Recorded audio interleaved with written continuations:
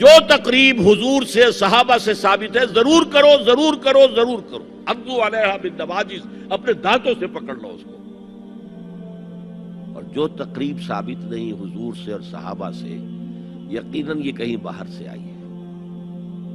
یا تو ہمارا خاندانی ہم پس منظر جو ہے، اکثر تو ہندوؤں سے مسلمان ہوئے، وہ سادات ہوں، صدیقی ہوں، فاروقی ہوں، عثمانی ہوں، وہی ہیں نا جو باہر سے آئے تھے. باقی تو اکثریت یہیں سے، وہ اپنا ہندوانہ پس منظر لے کر آئے. تو جس کا ثبوت صحابہ کے دور میں نہیں، وہ یقیناً باہر سے آئی ہوئی چیز ہے. اس میں پھر سادگی نہیں، اس میں کمی نہیں، جڑ سے کاٹو اس کو.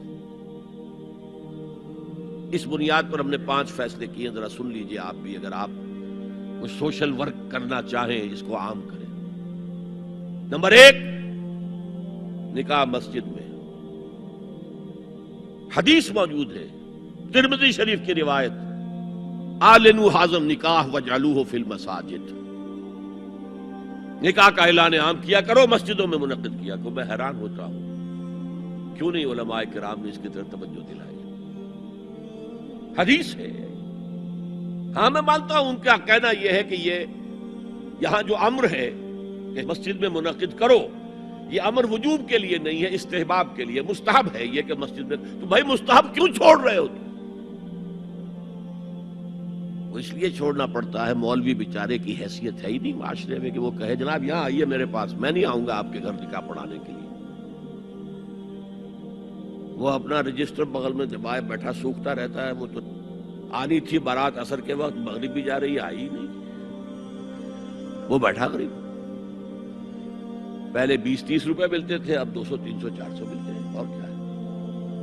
میں نے انہیں یاد دلایا دیکھو شرم کرو.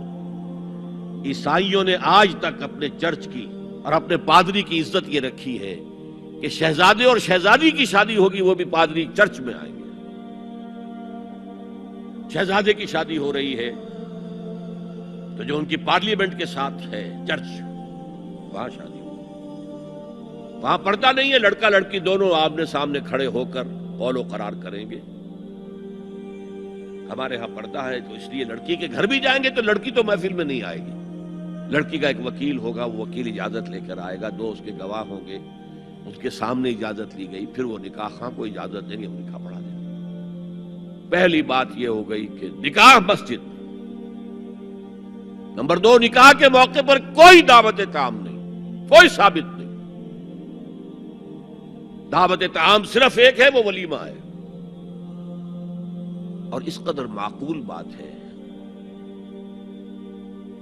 سب باپ اپنے سینوں پر ہاتھ رکھ کر سوچیں اور میری بات سنیں. کیا بیٹی کو گھر سے رخصت کرنے کا وقت جو ہے وہ خوشی کا وقت ہوتا ہے؟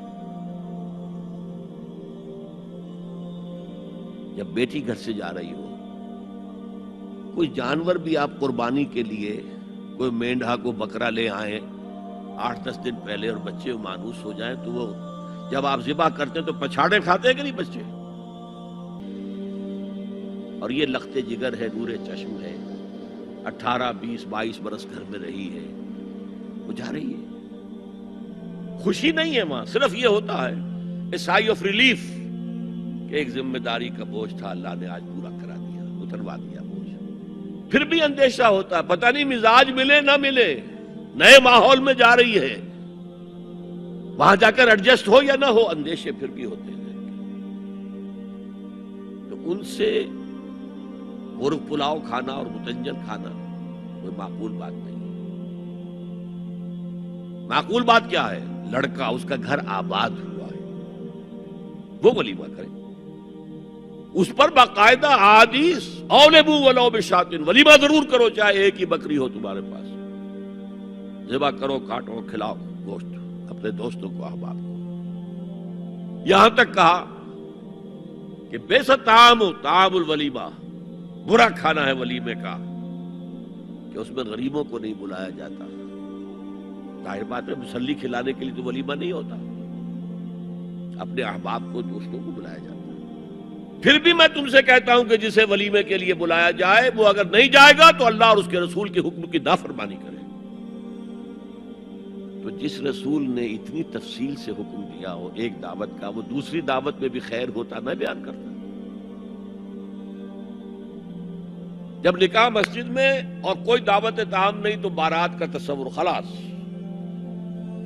بارات کس بلا کا نام ہے؟ قرآن میں تو کوئی ذکر ہی نہیں، عربی میں یہ لفظ ہی نہیں. اجتماع طرفین مسجد میں ہوا، نکاح ہوا. لڑکی کو حضرت فاطمہ کو رضی اللہ تعالی عنہا کچھ خواتین جا کر چھوڑ آئی تھی اس حجرے میں جو ایک انصاری صحابی نے حضرت علی کو دیا تھا. ان کا تو کوئی گھر بھی نہیں تھا. کوئی حضرت علی آئے ہوں اور آ کر وداع کرا کے لے کے گئے ہوں. چوتھی چیز، جہیز کا کوئی تصور اسلام میں نہیں. خالص ہندوانہ رسم، خالص ہندوانہ رسم، خالص ہندوانہ رسم. ہندوؤں میں کیوں ہے؟ وہ اس لیے ہے، معقول بات ہے کہ لڑکی کا وراثت میں کوئی حصہ ہے ہی نہیں. وہ تو جب گھر سے نکل رہی ہے کچھ دے دلا کے رخصت کر دو. دان دہیج یہ خیرات ہے، لڑکی کا حق کوئی نہیں ہے گھر پر. اسلام میں تو لڑکی وارث ہے. والد فوت ہوں گے وراثت تقسیم ہوگی، والدہ فوت ہوگی کوئی ان کی ہے ملکیت وہ تقسیم ہوگی. شادی کے موقع پر کوئی جہیز اسلام میں نہیں، قطعاً نہیں. غلطی سے حضرت فاطمہ کے جہیز کو جہیز کہہ دیا گیا. وہ جہیز کیا تھا؟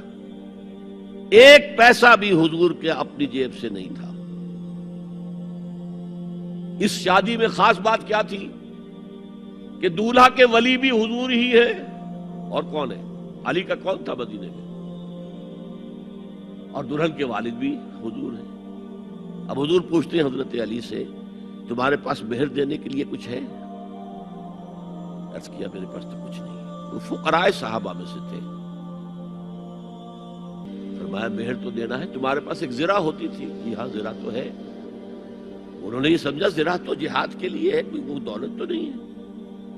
فرمایا جاؤ اسے بیچو یا گروی رکھ کے قرض لے کر آؤ. وہ گئے، حضرت عثمان نے خرید لی اور کچھ دنوں کے بعد واپس کر دی ہدیتاً. یہ زرہ میں ہدیہ آپ کو کر رہا ہوں. اس وقت اگر کہتے چھوڑو علی، کہاں تو لو میں پیسے دے دیتا ہوں تمہیں، تو ان کی طبیعت پر بار ہوتا. اس پیسے سے حضور نے کچھ پیسے گھر بھیجے اندر، دلہن کو ذرا تیار کر دو. اور کچھ پیسوں سے وہ ایک گدا جس میں کھجور کی کھال بھری ہوئی تھی اور 2 تکیے جس میں کھجور کی کھال بھری ہوئی تھی. ایک مشکیزہ، کنویں سے پانی تو لانا ہی ہے نا. ایک چکی، جو ہو یا گیہوں ہو پیسنا تو ہے نا. کوئی 1-2 برتن اور. اللہ اللہ خیر صلی اللہ. یہ تھا جسے جہیز کہتے ہیں، جس میں ایک پیسہ بھی حضور کا شامل نہیں ہے. وہ حضرت فاطمہ کا مہر تھا جسے بنایا گیا. ورنہ مدینے ہی میں دوسری آپ کی صاحبزادی کا نکاح حضرت عثمان سے بھی ہوا. کہیں ذکر ہے جہیز کا؟ حضرت عثمان کا گھر بھرا ہوا، ہر چیزیں موجود، جہیز کا تذکرہ نہیں. بہرحال یہ شادی کو آسان کرو، زنا کو مشکل بناؤ. یہاں شادی کے لیے 9 من تیل ہوگا تو رادھا ناچے گی. ورنہ یہ کہ بڑی ہو رہی ہے، عمر ہو رہی ہے، سب کچھ ہو رہا ہے، لیکن کچھ تقاضے تو ہے نا. آخر کچھ تو کرنا ہوتا ہے نا. آخر کچھ نہ کچھ لوگوں کو تو کھانا کھلانا ہی ہوتا ہے نا. بارات تو آخر آئے گی ہی نا. کچھ نہ کچھ تو دینا ہی ہوگا. کچھ جوڑے کپڑے، کچھ. یہ اسلام کا فلسفہ جو میں نے 4-5 باتیں آپ کو بتا. فلسفہ یہ ہے کہ لڑکی کے باپ پر 1 پیسے کا بوجھ نہیں. تو لڑکی پال پوس کے تمہارے حوالے کر دیا، اب اور کیا چاہتے ہو تم؟ سارا مرد آزماں، مرد آفرین. مرد کو چیلنج دیا ہے، تم مرد ہو، مہر تم دو گے. اور سب سے بڑھ کر کیا ہو رہا ہے آج کل بھی ہوتا ہے، وہ ہمارے ایک کچھ کام ہوتے ہیں اسلامی، وہ بھی ہے کچھ وہی ہندوانہ پس منظر. نکاح کی محفل میں چھوارے کون لے کے آتا ہے؟ جی لڑکے والے. اور پلاؤ کن سے کھاتے ہیں؟ بھائی جس کو تمہیں مرغ پلاؤ کھلا رہا ہے وہ چھوارے نہیں بانٹ سکتا تھا. یہ ہے اسلام اور غیر اسلام کا امتزاج. چھوارے لڑکے والے لے کر آئیں گے. اور پھر دعوت اڑائیں گے لڑکی والوں کی.